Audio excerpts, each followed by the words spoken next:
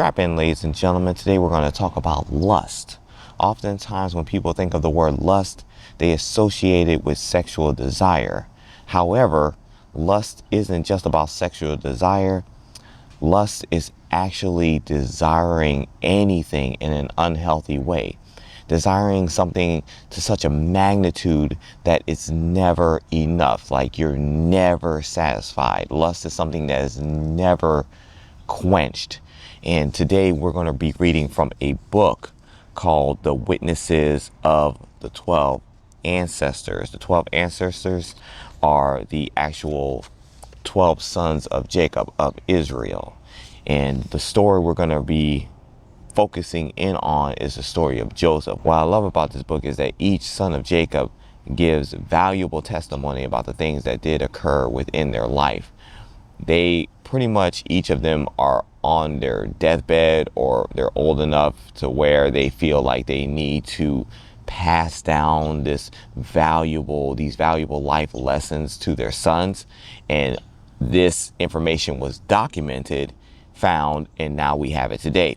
Reason why we're going to focus on Joseph is because we know from the Genesis account that Joseph went through some things. First, his brother sold him into slavery. He ended up in Egypt. He was a prisoner. He was a slave. He was a prisoner again. Then he ended up basically being Pharaoh's right-hand man, second in command to Pharaoh, right? And that was all because of the Most High's provision for Joseph, because Joseph was faithful. One of the areas Joseph was faithful in, if you also remember, is that he was tempted by Potiphar's wife, and he did not give in to that temptation.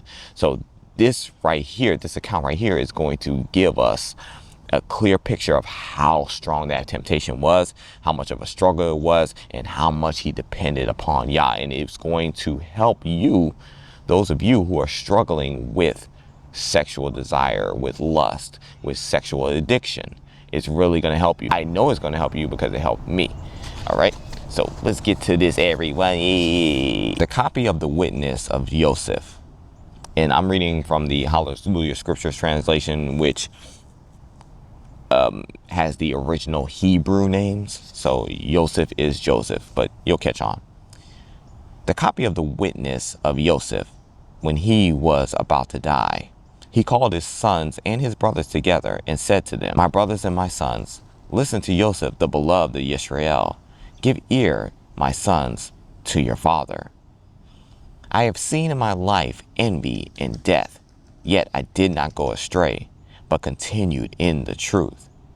These, my brothers, hated me, but Yahweh loved me. They intended to slay me, but the Elohim of my fathers guarded me. They let me down into a pit, and the Most High brought me up again. I was sold into slavery, and Yahweh of all made me free. I was taken into captivity, and his strong hand aided me. I was distressed with hunger, and Yahweh himself nourished me. I was alone, and Elohim comforted me. I was sick, and Yahweh visited me. I was in prison, and my Elohim showed favor to me." This reminds me of us, a lot of us. So I believe firmly that I am a descendant of the 12 tribes of Israel, along with my brothers and sisters who were victims of the transatlantic slave trade, us and our ancestors to this day. And this definitely reminds me of us. Basically, we were sold into slavery, but Yahweh freed us. Basically, we were tossed aside, cast aside, but Yah lifted us up. Like, the Most High is just so faithful, so faithful. In bonds, and he released me. Slandered, and he pleaded my cause. Bitterly spoken against by the Mitzrites. Wow. And he delivered me. Envied by my fellow slaves, and he exalted me. Bruh. All right, chapter 2. And the chief captain of Pharaoh entrusted his house to me, and I struggled against a shameless woman, urging me to transgress with her. But the Elohim of Yisrael, my father, delivered me from the burning flame. I was thrown into prison. I was beaten. I was mocked. But Yahweh granted me to find favor in the sight of the keeper of the prison. For Yahweh does not forsake those that revere him, neither in darkness, nor in chains, nor in afflictions, nor in hardships. For Elohim is not put to shame as a man, nor is he afraid as the son of man, nor is he weak or frightened as one that is earthborn. But in all those matters, he gives protection, and he comforts in different ways. For a little while he departs to try the inclination of the being. In 10 temptations he showed me approved, and in all of them I endured. For endurance is a mighty protection, and patience gives much good. That is so powerful. So powerful. A lot of times we just give in to our flesh too quickly. Like, we legit tap out too quickly. We feel like it's just too much for us to endure, and we just want to get that quick relief. But that quick relief never profits us anything. That quick relief often leads us to destruction, pain, despair, regret, shame. But if we endure, if we resist that temptation, as hard as it may be, we can be assured by the word right here and many times throughout the scriptures that Yah will be faithful to us. He will strengthen us. He will see us through it. And on the other side of that thing is monumental blessings that comes from the Most High himself. In 10 temptations, Joseph went through 10 temptations, but he was showed approved because he endured. Some of us can't make it past the first temptation. Come on, man. Chapter 3. How often the Mitzrite woman threatened me with death. How often she gave me over to punishment and then called me back and threatened me. And when I was unwilling to lie with her, she said to me, "You shall be master over me and all that is in my house, if you give yourself to me, and you shall be as our master." But I remembered the words of my father. He's talking about Jacob. And going into my chamber, I wept and prayed to Yahweh.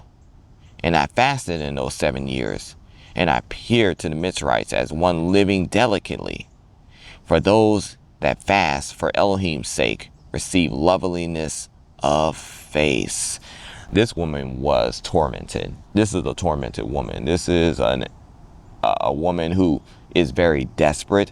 This is a woman who has no self-esteem whatsoever. This is a lonely woman. Okay? This is an untrustworthy woman.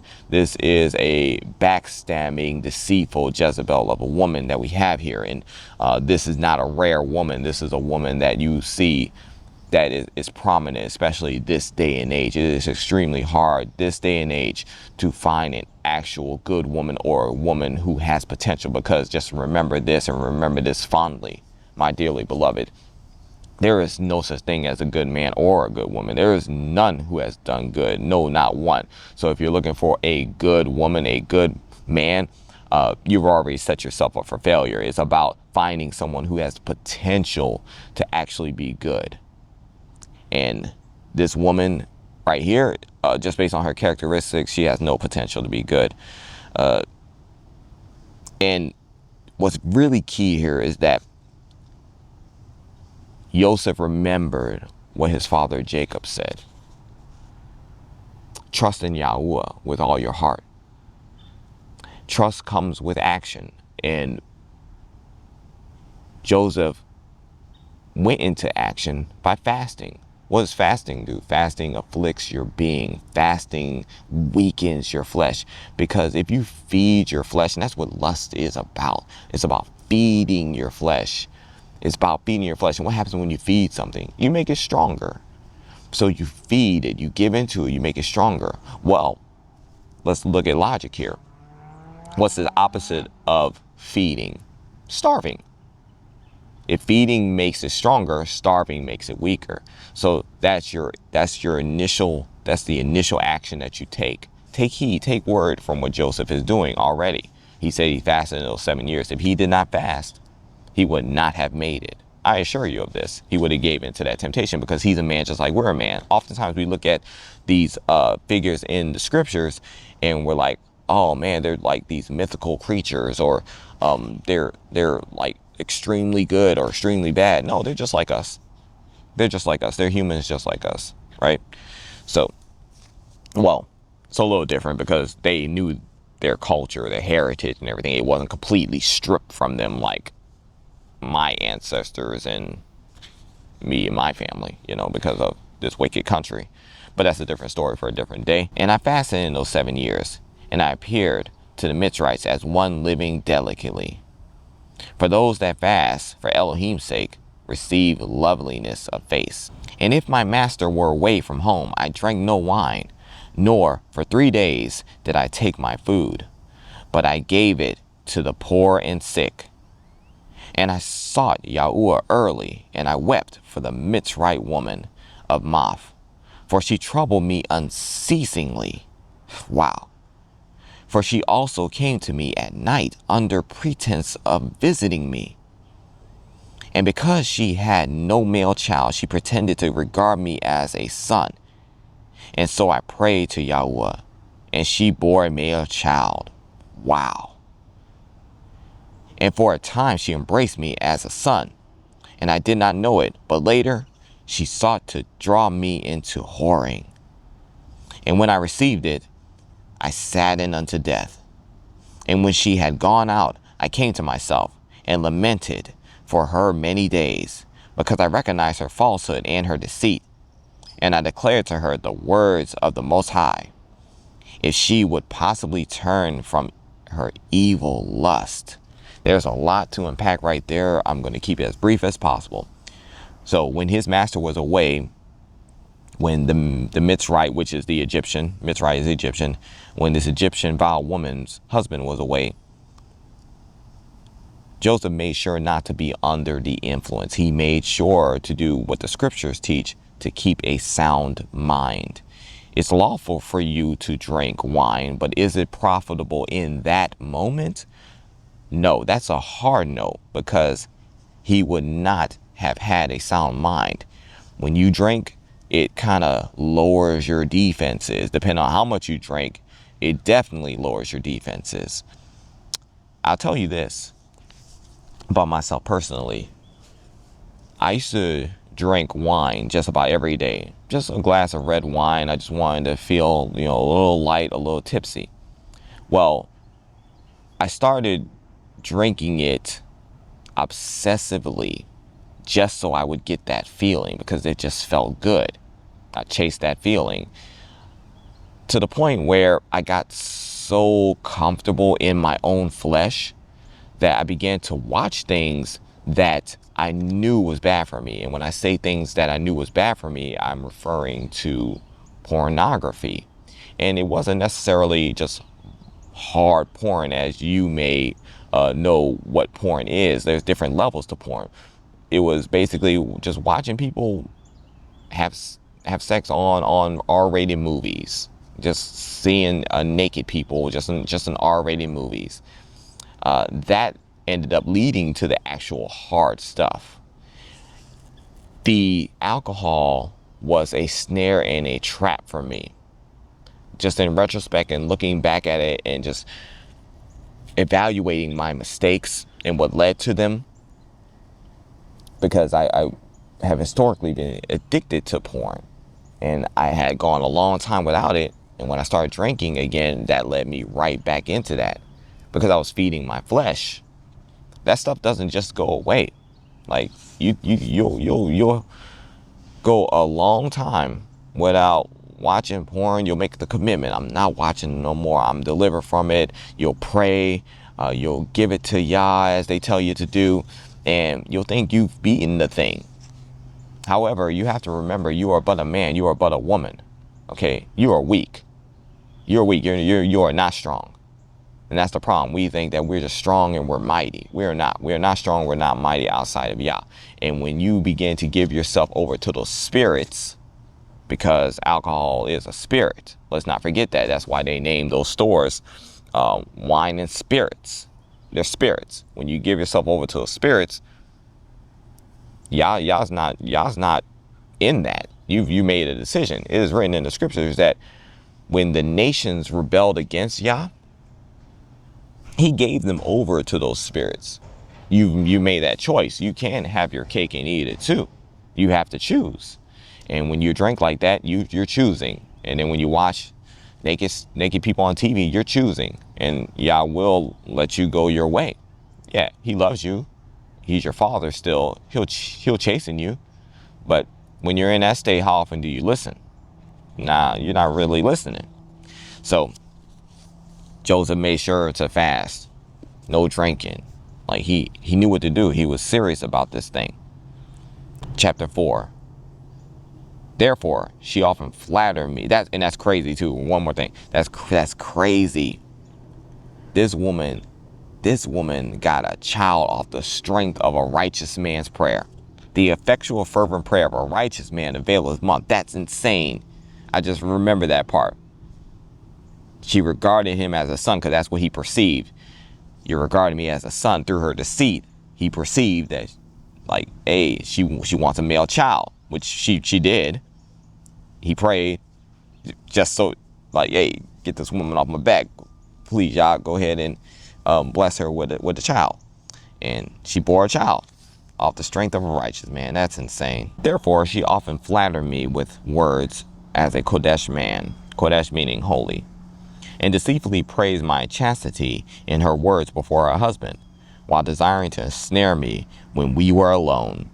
For she praised me openly as innocent, and in secret she said to me, do not fear my husband, for he is persuaded concerning your innocence.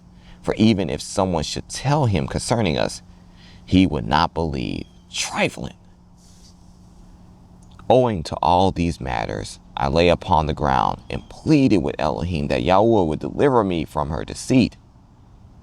And when she had achieved naught thereby, she came again to me under the plea of instruction, that she might learn the word of Elohim.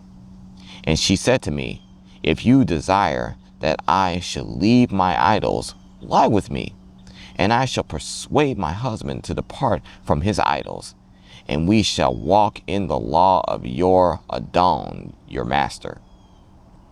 And I said to her, Yahweh does not desire that those who revere him should be in uncleanness, nor does he take pleasure in those that commit adultery, but in those that approach him with a pure heart and undefiled lips. But she remained silent, longing to accomplish her evil desire. And I gave myself to further fasting and prayer, and Yahweh might deliver me from her. That Yahweh might deliver me from her. You better go, Joseph. You better go. You tell her. You tell this vile, treacherous woman. What is she talking about right now, fam? What is she talking about, man? Some of these women and men, it's not just women, okay? This is a testimony of a vile, disgusting, deceitful, manipulative woman. But there's also men as well. I want to make sure that it's clear, okay?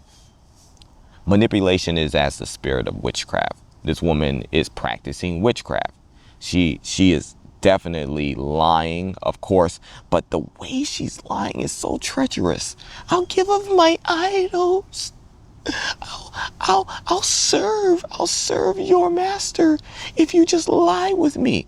Woman, what you are saying is abominable sin that we're talking about here. There's no way that we're going to serve my master, my Adon, the most high Yahweh of esteem, by doing that. We will serve your master by doing that. You see the traps that are set there? If you do not know the word of life, if you do not know Yahweh of esteem for yourself, and you're just going by what people say, who he is and what he expects from you, if you just go by that, you will fall for the traps and the snares set by people like this and the like. But if you know him, if you truly know him, and you know what is expected of him, if you know his commandments and you are dedicated and committed to keeping his commandments because you love him, my brothers and sisters, you won't fall for this garbage. And a lot of times this doesn't play out from a physical person. This plays out in your head. This plays out from demons and the spirits that you've opened yourself up to, or that you may be being tempted by as you're fasting, as you're fighting against that temptation in that flesh. This may be playing out in your head. Do not listen to it. You may hear it, but do not listen to it. Listen to the words of the Father, and the words of the Father are clear. Those that love me keep my commandments. And if you love him, he will preserve you. He will sanctify you. He will deliver you. Chapter 5. And again, at another time, she said to me, if you do not commit adultery, I shall kill my husband by poison and take you to be my husband. You, bruh. Nah, that's okay. I'm cool. I'm not breaking the seventh commandment. Do what you gotta do. Therefore, when I heard this, I tore my garments and said to her, woman, revere Elohim and do not do this evil deed, lest you be destroyed. For know indeed that I shall declare this plan of yours to all men. Therefore, being afraid, she begged that I would not declare the plan. And she departed, soothing me with gifts and sending to me every delight of the sons of men. She tried to use a fear tactic because she does know that Joseph cares for her husband. Her husband gave Joseph a great position here. Got him out of prison, gave him a great position here.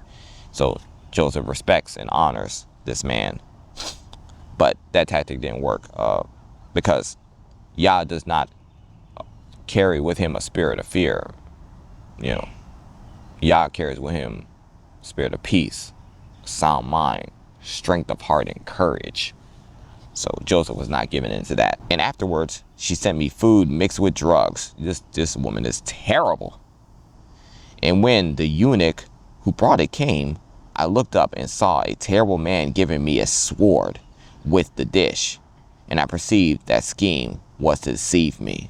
And when he had gone out, I wept, nor did I taste that or any other of her food. So then, after one day, she came to me and saw the food and said to me, why is it that you have not eaten the food?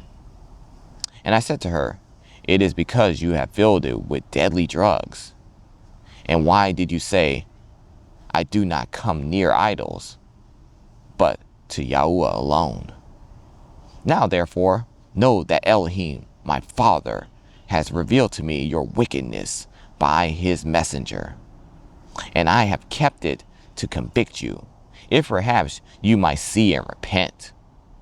But that you might learn that the wickedness of the wicked has no power over those that worship Elohim with innocence. See, I shall take from it and eat before you. And having said this, I pray thus, Elohim of my fathers, and the messenger of Abraham, be with me. And I ate. And when she saw this, she fell upon her face at my feet, weeping. And I raised her up and warned her. And she promised to do this wickedness no more. Wow. Wow. That is powerful. That is, whoa. He actually ate the food with the drugs in it. But Yah, the Elohim of his fathers, the Elohim of our fathers, protected him because he has such great faith in him. He stood on his word. He stood on the foundation of his word, and there was no way he was going to be moved. Man, that's the only way to do it. That's the only way that we're going to survive this thing. That's the only thing we're going to make it out. A lot of us are struggling with this very thing. Inside of us, this woman is on your screens. She's on your screens. You know these women by name. You become attached to them. You come to have an unhealthy, venomous relationship with these women, these so-called stars. This is how you break free. You don't know how to break free right now. You may not know, but this is how you break free. And for the women out there that struggle with this thing, those men, these are like those men that you know by name. Chapter 7. But her heart was still intent on evil, and she looked around how to ensnare me. And sighing deeply, she became downcast, though she was not sick. And when her husband saw her, he said to her, "Why is your face fallen?" And she said to him, "I have a pain at my heart, and the groanings of my spirit oppress me." And so he comforted her who was not sick. Then, therefore, seizing an opportunity, she rushed to me while her husband was still out, and said to me, "I shall hang myself or throw myself over a cliff. If you do not lie with me, bye, bye." And when I saw the spirit of Belial was troubling her, I prayed to Yahuwah and said to her, "Wretched woman, why are you troubled and disturbed, blinded through sins? Remember that if you kill yourself, your rival, the concubine of your husband, shall beat your children, and you shall destroy your remembrance from off the earth." And she said to me, "See, then you love me. Let this satisfy me. Only strive for my life and my sons, and I expect that I shall also enjoy my desire." But she did not know that I spoke thus because of my master, and not because of her. For if a man has fallen before the passion of a wicked desire, and becomes enslaved by it, even as she, whatever good word he may hear with regard to that passion, he receives it with a view to his wicked desire. That is deep. Chapter 8. Therefore I declare to you, my sons, that it was about the 6th hour when she departed from me.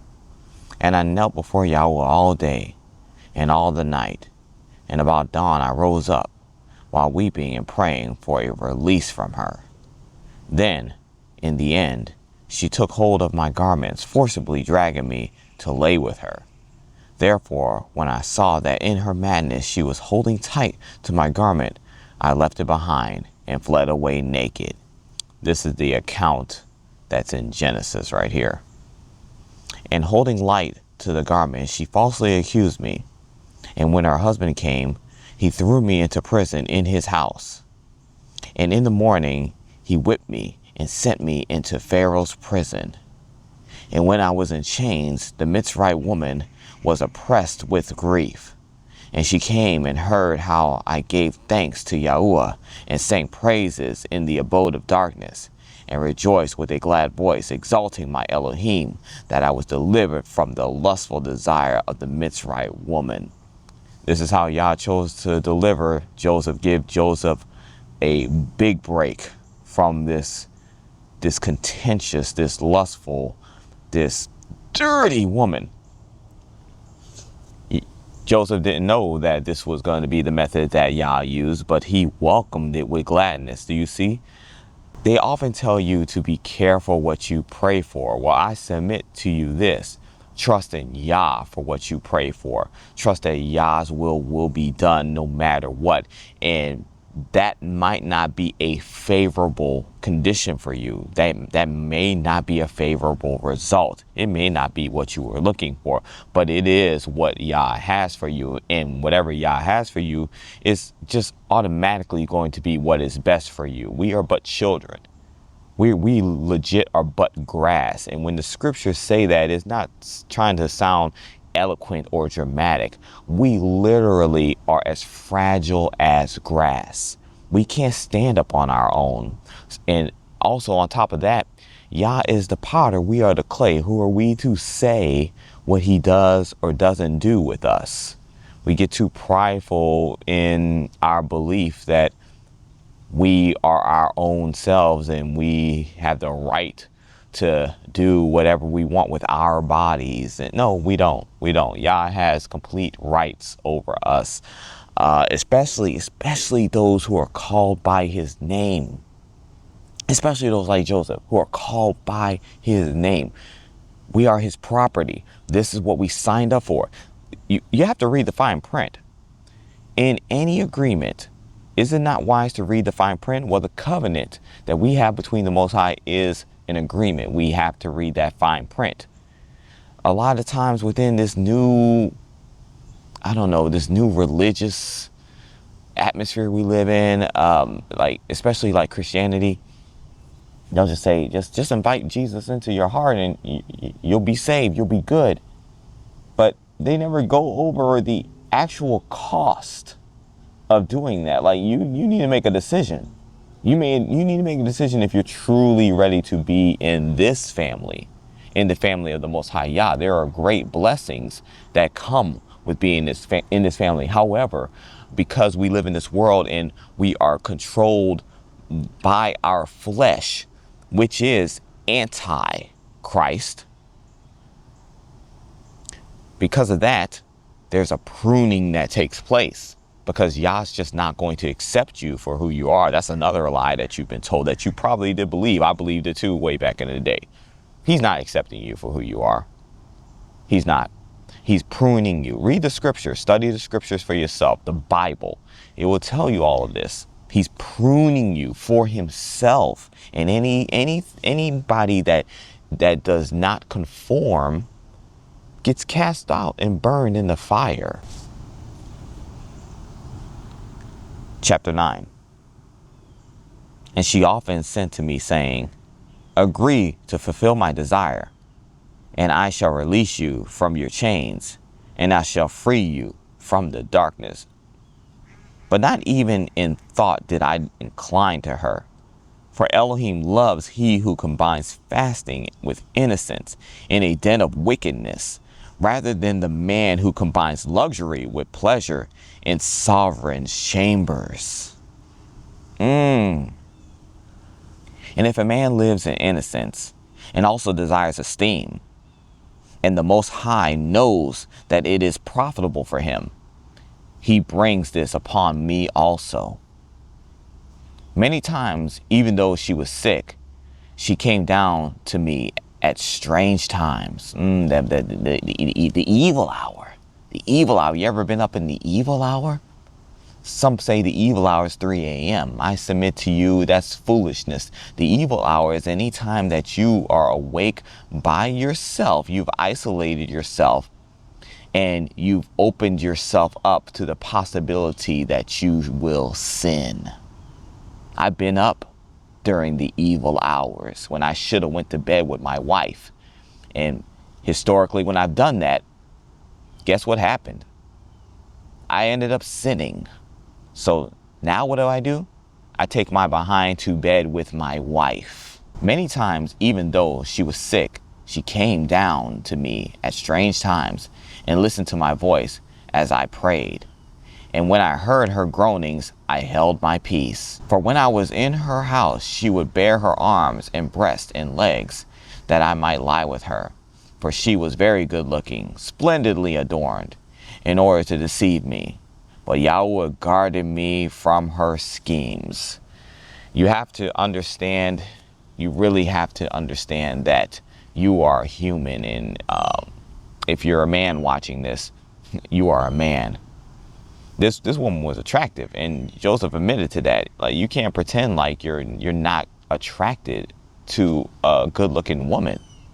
Like, you don't fool yourself. Don't say, oh yeah, I can look, I'll be good. You're scrolling on the Instagram, you're scrolling on the TikTok. I mean, these two platforms are notorious for having what they call them Instagram models, TikTok booty shakers. They're notorious for having these things. So you scrolling, like, you can't just look at these women and expect nothing to happen inside of you. You're attracted to these women, and that's only feeding your flesh, and that's only feeding your lust. You have no control over your flesh or lust. You don't. It is demonic. You don't have no control over that. What did I say before? We are but grass. We are completely dependent upon the Most High. And the Most High is not going to help you through that thing if you're engaging in that thing. He's not. At some point, his grace will no longer abound. Let us not take for granted the Most High's grace. We've done it for far too long. And time again, you failed in that thing because you've taken his grace for granted. He's not going to give you strength in that thing. You are going to fall, and you're not strong in and of yourself. Stop pretending. Stop pretending. Okay, I had to stop pretending at some point in my life and realize that I'm not stronger than that thing. And if I continue on in this thing in agreement, in a covenant agreement relationship with this thing, I'm going down to the pit, and quickly. And I did not want that for myself. So I had to stop. I had to cry out to the Most High, not just with my words, but with my whole heart, and know when it's time to take my behind to bed. And that's when my wife goes to bed. Some of you may be single and you may not have a wife to go to bed with. I submit to you, do what Joseph is doing right now. He didn't have a wife at the time. What did he do? He isolated himself in fasting and prayer. When you're fasting, you're not going to want to do anything. You're definitely not going to want to touch yourself. Okay, you're just going to be hungry. Fast for days if needed. Afflict your being like you're about to die if needed, because it is much better for you. It is more profitable for you to lose your life on this earth than to be cast into the lake of fire forever. Heed what I'm saying to you. It's really that serious. Chapter 10. Therefore, you see, my sons, how patience and prayer with fasting works great matters. So you too, if you follow after innocence and purity with patience and prayer, with fasting and humility of heart, Yahuwah shall dwell among you, because he loves innocence. Hallelujah. And wherever the Most High dwells, even though envy or slavery or slander occurs, Yahuwah who dwells in him not only delivers him from evil for the sake of his innocence, but also exalts him even as himself. For the man is lifted up in every way, whether in deed or in word or in thought. My brothers knew how my father loved me, and yet I did not exalt myself in my heart. Although I was a child, I had a fear of Elohim in my heart, for I knew that all matters would pass away. And I did not raise myself with evil intent, but I honored my brothers, and out of respect for them, even when I was being sold, I refrained from telling the Ishmaelites that I was a son of Jacob, a great and mighty man. That is honorable. That is honorable. It's written for us to speak well of all men. That right there is something I don't know if I could have done. They threw him in this pit. They spared him by not killing him, but they sold him into slavery out of jealousy. These are his own brothers, man. I don't care how bratty your brother is. It's like that's a violation. You don't do that. I remember my little brother, Adam. He was quite the brat. He was really a spoiled little brat, and he would tell on me and my other brother Jeremy for every little thing. He would tell my mom every little thing that we did. So when my mom inevitably had to go to work, guess what would happen to him? Nah, I wouldn't beat him. I know what you're thinking. You beat him. I didn't beat him. Okay? I locked him in a closet. For a few hours. That in retrospect, it was not the right thing to do. But he got what I thought that he deserved at the time. That's the most I did. I didn't throw him in a pit, and I didn't sell him into slavery, at least, right? Okay, but these guys did, and that is pretty terrible, isn't it? But Joseph forgave them, and even before he was maybe even able to fully forgive them, he didn't snitch on them. That's wild, man. G-code. Chapter 11. You also, my sons, have the reverence of Elohim in all your works before your eyes, and respect your brothers. For every one who does the Torah of Yahuwah shall be loved by him.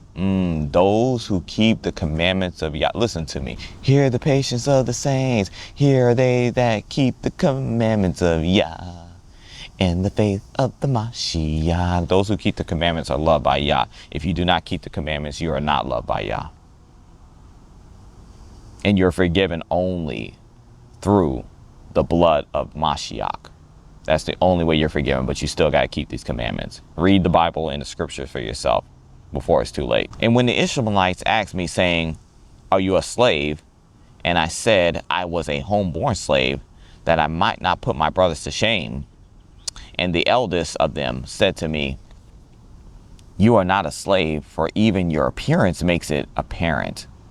But I said I was their slave. Now when we came into Mitzrayim, they strove concerning me, which of them should buy me and take me. Therefore it seemed good to all that I should remain in Mitzrayim with the merchant of their trade, until they should return bringing merchandise. And Yahweh gave me favor in the eyes of the merchant, and he entrusted his house to me. And Elohim Barak, that means blessed, him because of me, and increased him in gold and silver, and in household servants. And I was with him 3 months and 5 days. Everywhere he goes, Joseph get blessed by the Most High. Chapter 12. And about that time, the woman of Morph, the wife of Potiphar, came down in a chariot. This is how it all began right here, y'all. She saw that Hebrew, that fine Hebrew boy. She wanted to gobble him up, but you can't gobble somebody up that's for the Most High. You hear me? And she told her husband that the merchant has become rich by means of a young Hebrew. And they say that he had surely been stolen out of the land of Canaan. Now, therefore, render right ruling to him, and take away the youth to your house, so the Elohim of the Hebrew shall barak you, for favor from the Shamayim is upon him. These folks served many different gods. Just thinking about this. They served many different gods, and they believed in many different gods, and they did believe in who we consider God, which is the Most High, Yahuwah. That is his name. So they believed in him, but they didn't believe on him. They didn't trust in him. They didn't believe that he was actually the Most High. They just thought like, hey, he's another God out there that these folks serve. He blesses them in this manner. However, I'm not really feeling all them laws and stuff like that. So like, I can't make him my mighty one, my direct mighty one. I'm serving these other ones that feed my flesh, that allow me to do all types of whorish things. Okay. And some of us here in this culture here in the United States of America, which is considered a Christian society, right? Considered to be a society that follows Christ. If you look at this society, you can clearly see they're not following the Messiah of the Bible. They're following another mighty one, and they've given that mighty one a similar name. The actions speak much louder than the words. You will know them by their fruits. So this woman right here, you clearly know she's not following after the Most High, even though she knows about him, by her fruits. All right. Chapter 13. And Potiphar was persuaded by her words. This woman be getting her way, bruh. She be getting her way with everybody except for Joseph. And commanded the merchant to be brought, and said to him, what is this that I hear concerning you, that you steal persons out of the land of Canaan and sell them for slaves? But the merchant, you must not have met America. But the merchant fell at his feet and begged him, saying, I beg you, my master, I do not know what you say. And Potiphar said to him, from where then is the Hebrew slave? And he said, the Ishmaelites entrusted me. They entrusted him to me until they should return. But he did not believe him, but commanded him to be stripped and beaten. And when he persisted in this statement, Potiphar said, let the youth be brought. And when I was brought in, I did ambiance. He respected Potiphar. He respected his title. I did ambiance to Potiphar, for he was third in rank of the officers to Pharaoh. And he took me aside with him and said to me, are you a slave or free? And I said, a slave. And he said, whose? And I said, the Ishmaelites. And he said, how did you become their slave? And I said, they brought me out of the land of Canaan. And he said to me, truly you lie. And immediately he commanded me to be stripped and beaten. This is just how Potiphar gets down.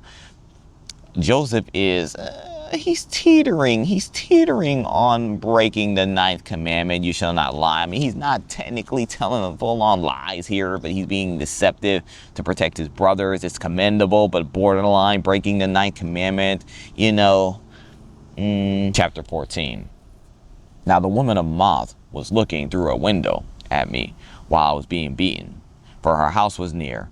And she sent to him, saying, your judgment is unrighteous, for you punish a free man who has been stolen, as though he were a transgressor. And when I made no change in my statement, though I was beaten, he ordered me to be imprisoned until he said the owners of the young man should come. And the woman said to her husband, why do you detain the captive and well-born young man in chains, who ought rather to be released and be waited upon?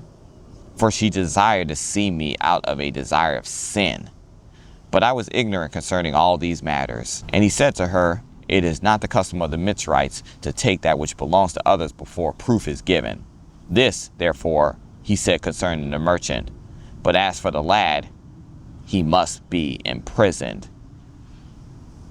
Be careful of the appearance of a well-meaning, polite, and kind woman, or male for that matter, especially one that is married.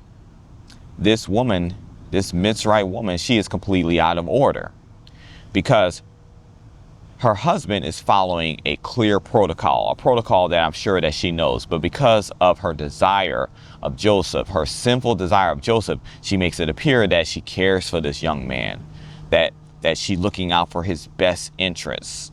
However, she's, of course, desiring him sexually. She's married to Potiphar. Yes, she's desiring this young man sexually, and she wants him. She wants him. She needs him. She's got to have him at any cost, even to the point of rebelling against her own husband. So a woman that is in opposition against her own husband, you do not trust that woman. Do not trust that woman. Chapter 15. Now after 24 days, the Ishmaelites came, for they had heard that Jacob, my father, was mourning greatly concerning me. And they came and said to me, how is it that you said that you were a slave? And see, we have learned that you are the son of a mighty man in the land of Canaan, and your father still mourns for you in sackcloth and ashes. When I heard this, my inward parts were dissolved, and my heart melted. And I desired greatly to weep, but I restrained myself, that I should not put my brothers to shame. And I said to them, I know not, I am a slave. Now he lying, bruh. Therefore, they then took counsel to sell me, that I should not be found in their hands. For they feared my father, lest he should come and execute a grievous vengeance upon them. For they had heard that he was mighty with Elohim and with men. Then the merchant said to them, release me from the judgment of Potiphar. And they came to me and asked me, saying, say that you were bought by us with silver, and he shall let us free. Now the woman of Moth said to her husband, buy the youth, for I hear, she said, that they are selling him. And straightway she sent a eunuch to the Ishmaelites, and asked them to sell me. But since the eunuch would not agree to buy me, he returned, having tried them, and he made known to his mistress that they asked a large price for their silver. I smell treachery. And she sent another eunuch, saying, even though they demand 2 minas, give them. Do not spare the gold, only buy the youth and bring him to me. Dang, bro. It's desperate, bro. The eunuch therefore went and gave them 80 pieces of gold, and he received me. But the Mitzrite woman, he said, I have given 100. And though I knew, I held my peace, lest the eunuch should be put to shame. Man, come on, bro.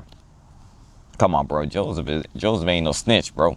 Joseph sound like one of us. You heard me? Chapter 17. Therefore, you see, my sons, what great matters I endured, that I should not put my brothers to shame. Therefore, you also love one another, and with patience cover one another's faults. For Elohim delights in the unity of brothers, and in purpose of a heart that takes pleasure in love. Yahuwah delights in the unity of brothers. The unity of brothers, when we get along, when we love one another as Yahushua Messiah has loved us in such a manner, that is a sweet fragrance to Yahuwah. That is one of the best offerings that we can give to the Most High. It says he delights in that, y'all. And if you look at the brothers and the sisters here on this earth, those who are actual Israelites, bloodborne Israelites, or those who are grafted in, they're one and the same. When those of us who are following after the Most High, who are in this covenant relationship with the Most High, are at each other's throats, that grieves the Most High, disappoints the Most High, and angers the Most High. And it causes us not to receive the blessings of Yahuwah. That is definitely a trick of the devil, of Hasatan. That's something that is prevalent within our community. That's prevalent throughout the whole world. Because whenever you have chaos and disruption amongst the people cannot operate. And the only way that we're going to be able to operate properly in the power of Yah is through unity, is through community. Getting back to the things that the enemy has stripped away from us.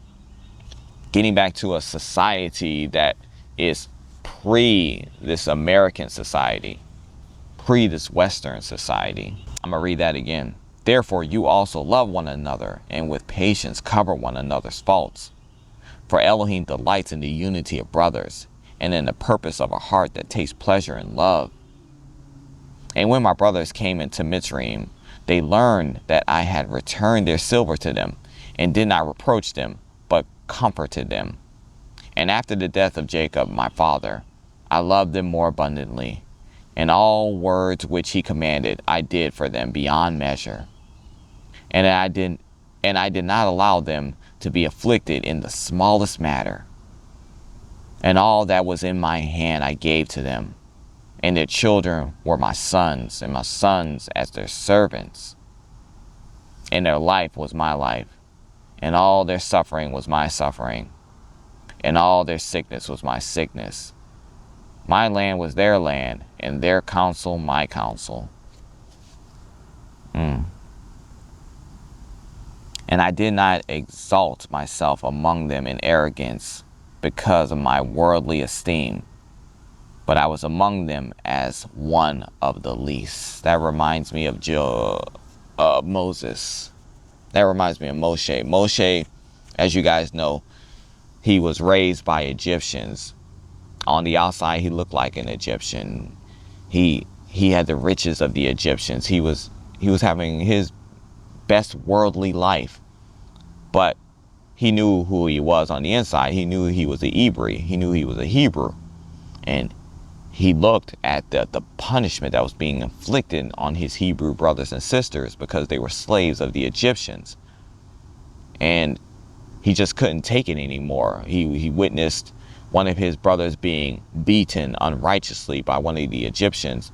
And Moshe lashed out at that Egyptian and ended up killing him. Because Moshe was pretty angry. I don't know if you guys knew this. He had a bit of a temper. That caused him to flee. And he made a decision that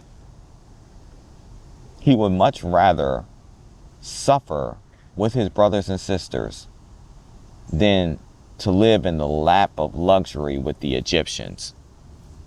You remember when Yahusha said that those who follow me must give up everything in this world?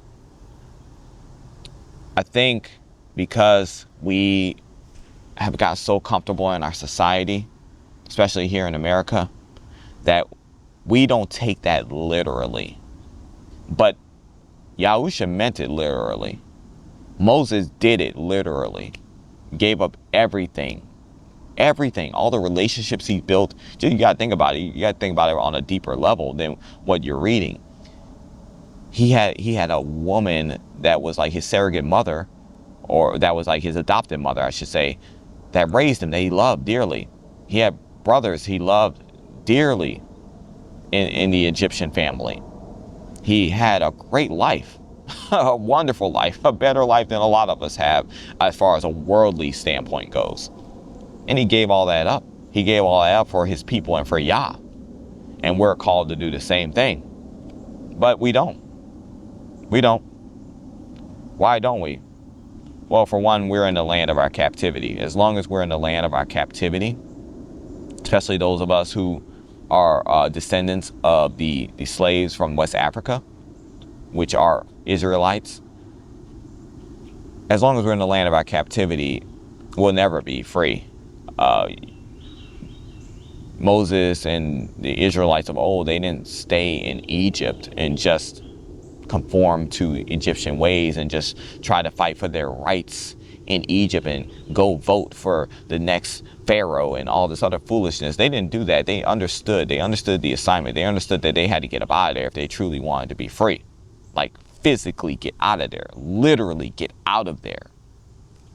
And until we actually do, we will always be slaves. Always. That's just the reality of the situation. I don't care what rights we have. We really don't have rights. We are allowed to do certain things. We're allowed to. But one day we won't be. Chapter 18. Therefore, if you also walk in the commands of Yahuwah, my sons, he shall exalt you there, and shall barak you with good matters forever and ever. And if anyone seeks to do evil to you, do good to him, and pray for him. And you shall be redeemed by Yahuwah of all evil. And look, you see that out of my humility and patience I took as wife the daughter of the priest of On. And 100 talents of gold were given to me with her. That's a good deal. And Yahweh made them to serve me. And he also gave me good looks as a flower beyond handsome ones of Yashrael. And he preserved me to old age in strength and in good looks, because I was equal to Jacob in all matters. Chapter 19. Therefore hear my vision which I saw. I saw 12 deer feeding, and 9 of them were dispersed. Now the 3 remained, but on the following day they also were dispersed. And I saw that the 3 deer became 3 lambs. And they cried to Yahuwah, and brought them forth into a flourishing and well-watered place. Indeed, he brought them out of darkness into light. And there they cried to Yahuwah until the 9 deer gathered together to them there. And they became as 12 sheep. And after a little time they increased and became many flocks. And after these matters I looked, and see, 12 bulls were suckling 1 cow, which produced a sea of milk. And there the 12 flocks and countless herds drank of it. And the horns of the 4th bull went up unto the Shamayim, and became as a wall for the flocks. And in the midst of the 12 horns there grew another horn. And I saw a bull calf which surrounded them 12 times, and it became a complete help to the bulls. And these matters must come to pass in their season. You, therefore, my sons, observe the commands of Yahuwah, and respect Levi and Yehudah. For from them shall arise you one who delivers all the Gentiles and Yashrael. Talking about Yahusha, the Messiah. Hallelujah. For his reign is an everlasting reign which shall not pass away. But my reign among you shall come to an end as a watchman's hammock, which disappears after the summer. Chapter 20. For I know that after my death the Mitzrayim shall afflict you, but Elohim shall avenge you, and shall bring you into that which he promised to your fathers. But you shall carry up my bones with you. For when my bones are being taken up there, Yahuwah shall be with you in light, and the evil one shall be in darkness with the Mitzrayites.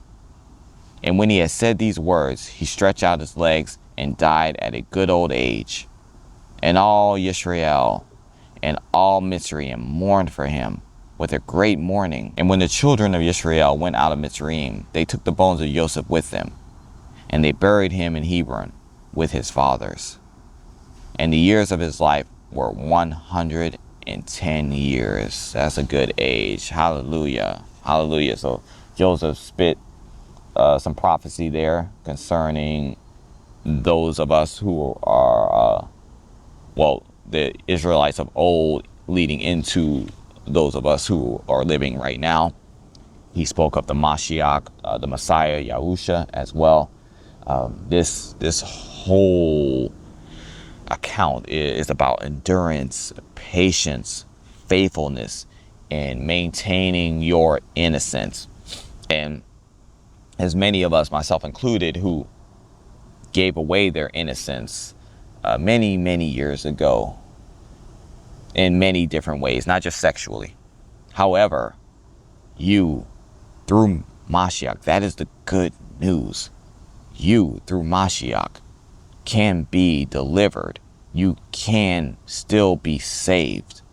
You can be made innocent and whole again. It's just not too late. As long as you have breath in your lungs, it is not too late. As long as the Most High blesses you with that breath in your lungs, it's not too late. You can acknowledge that that thing is evil. You can acknowledge that you made a covenant agreement with that thing through your words, your thoughts, your deeds, your actions, and you can say no more to that thing. But you can't do it in and of yourself. You have no strength of yourself. Don't fool yourself. A lot of us, that's what we be doing, bro. That's how we slip up every single time. We go to this person, that person. We go to this influencer, that influencer. We read that book and that book. All of that stuff is foolishness. It's not going to work. It's flat out not going to work. It may work for a period of time. If you're really trying to abstain from sexual sin and immorality, it may work for a period of time, but it will not last you.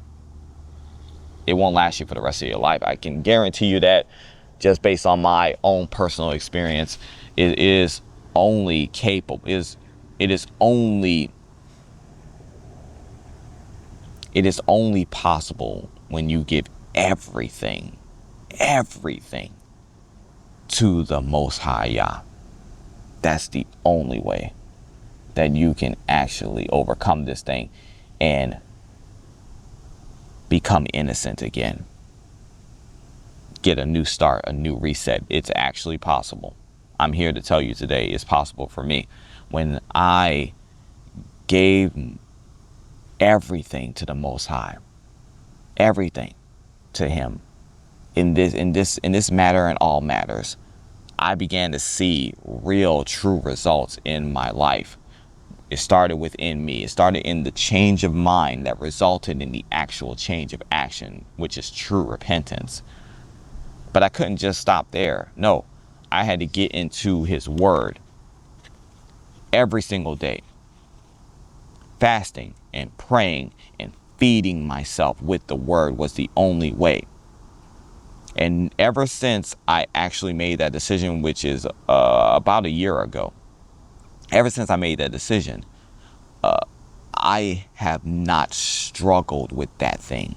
I think about it, yes. It comes to my mind, yes, because the flesh is still alive. It's still here. I'm still in a meat sack. And there's demons all around. I trust in Yah with all my heart, and I lean now on my own understanding on that thing. But faith without works is dead. So unless I put action to it, I'm literally but grass, y'all. I'm but grass. I'm going to be mowed down. My action in that thing is reading the Word every single day, at least a chapter a day. I don't go a day now without reading the Word, and I'm not telling you that as some banner of honor that I have, or like this big righteous thing that I do. Is nothing I do is righteous. This is my way of living. I can't live without it, because the opposite of this is death. It's walking death. I have to read the Word as if I have to drink water every day. That is how you have to look at it. And without it, I would be dead right now. So when people tell you, just put your faith and trust in Jesus and you'll be all right, it is a lie. It's a lie. You will not be all right. You're doomed. You're doomed. unless you actually apply your faith by trusting in Yah through your actions, reading his word diligently every day and cutting out the distractions, and within your heart disconnecting from Babylon and the principles and the beliefs thereof, you are doomed. I'm doomed. If I go back to that, I'm done. I feel like if I miss a day of reading this word, I'm done. That's how serious it has to be. People may look at that as an exaggeration. Do not care what people think. Because on that day, on the terrible day of Yahuwah, when it all boils down to it, he's coming back. He's touching down. Him and the Son are touching down. And it is over for everyone that is wicked. And you do not want to be associated with them. All praise to the Most High. Check out the Witnesses book if you don't have this already. That's what I was reading from today. Check it out. I got it from the Hallelujah Scriptures, but you can get it from many different resources, I'm sure, everyone. Peace and love to you guys. All praise to the Most High. Catch you guys.